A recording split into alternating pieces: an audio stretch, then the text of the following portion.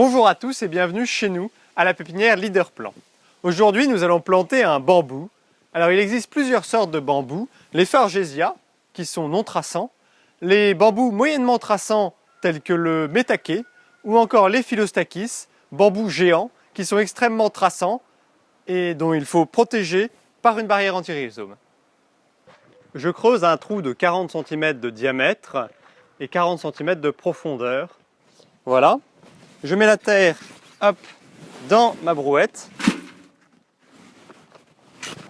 J'ai pris du terreau professionnel tout usage qui est disponible sur le site internet.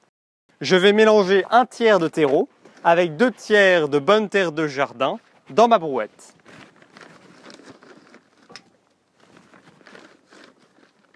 Si votre terre est pauvre, vous pouvez rajouter un petit peu de fertilisant secret vert aux fumiers et aux algues.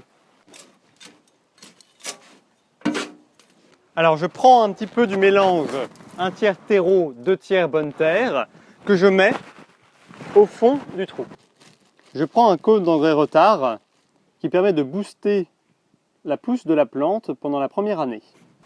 Je rajoute un petit peu de terre au-dessus. J'enlève le pot et je la mets au-dessus du cône d'engrais dans le trou. Je reprends mon mélange terre-terreau pour remplir le trou entièrement. Je tasse la terre tout autour du collet afin de faire une petite cuvette pour les arrosages futurs. À la plantation, j'arrose l'équivalent d'un demi-arrosoir. Par la suite, il faut arroser tous les 4 à 7 jours selon le temps qu'il fait. J'arrose une première fois. L'eau rentre dans la terre, puis je recommence. Pour éviter le désherbage et limiter l'arrosage, je vous conseille de mettre une couche d'écorce au pied du bambou.